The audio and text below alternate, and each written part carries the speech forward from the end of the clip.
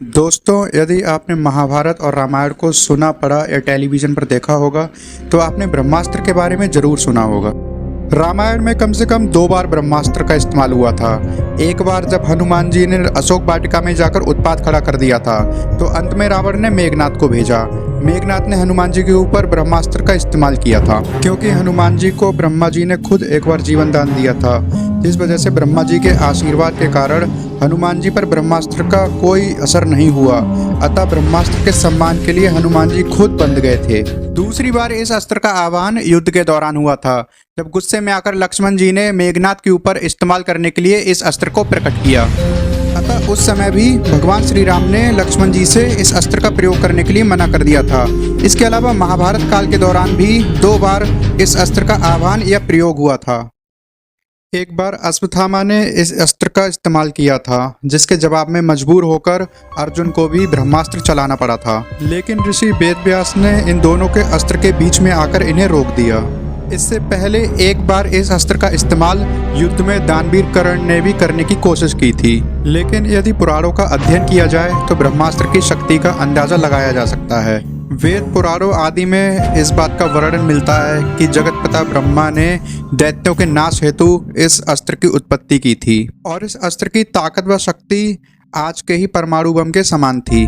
दोस्तों, महर्षि वेदव्यास जी लिखते हैं कि जहां ब्रह्मास्त्र को छोड़ा जाता था, वहां 12 वर्षों तक पेड़ पौधे जीव जंतुओं की उत्पत्ति नहीं हो सकती थी।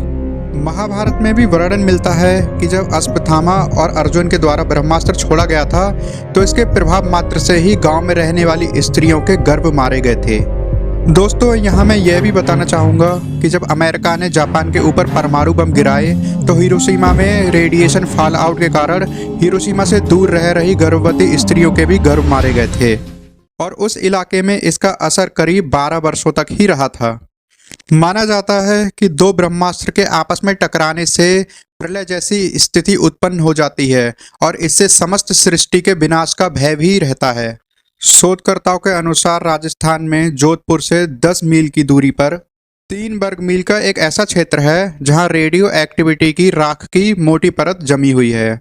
इस परत को देखकर उसके पास एक प्राचीन नगर को खोज निकाला गया, जिसके समस्त भवन एवं निवासी आज से करीब 8000 वर्ष से 12000 वर्ष पूर्व किसी विस्फोट के कारण नष्ट हो गए थे।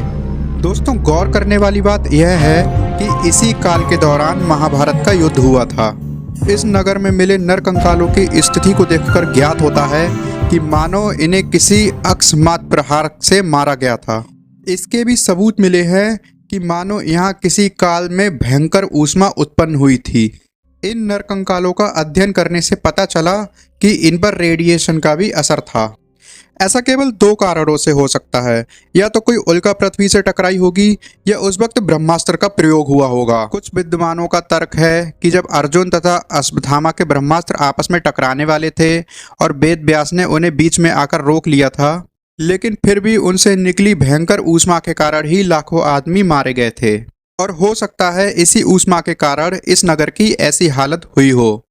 दोस्तों, यदि ब्रह्मास्त्र की तुलना आज के परमाणु बम से की जाए, तो आज का सबसे बड़ा परमाणु बम रूस के पास है, जिसका वजन 57 टन है। जब इस परमाणु बम का टेस्ट किया गया था, तो इससे उठे विस्फोट के गुब्बार की ऊंचाई 64 किलोमीटर थी, जो कि एवरेस्ट से भी करीब 8 गुना अधिक है, और इसका फैलाव करीब 100 किलोमीटर था। अंदाजा लगाया गया कि यह बम इतना शक्तिशाली है कि एक बार में करीब 2 लाख वर्ग किलोमीटर के क्षेत्र को तबाह कर देगा। यानी ऐसे 4 बम यदि पाकिस्तान पर गिरा दिए जाएं, तो संपूर्ण पाकिस्तान खत्म हो जाएगा। और दोस्तों, यदि हम ब्रह्मास्त्र की शक्ति का आकलन करें, तो महाभारत के अनुसार जब अश्वत्थामा और अर्जुन ने अपने अपने अस्त्र चलाए और वेदव्यास उन दोनों अस्त्रों के बीच में आ गए थे, तब उन्होंने कहा था यदि ये अस्त्र आपस में टकरा गए तो संपूर्ण पृथ्वी का विनाश हो जाएगा।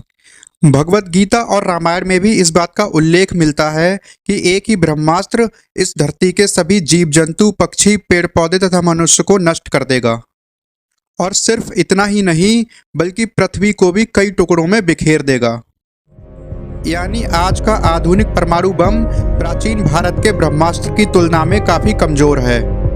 इसकी मारक क्षमता ब्रह्मास्त्र के सामने करीब 1% ही ठहरती है। और इसका कारण साफ है क्योंकि परमाणु बम इंसानों ने बनाया और ब्रह्मास्त्र भगवान ब्रह्मा की रचना थी।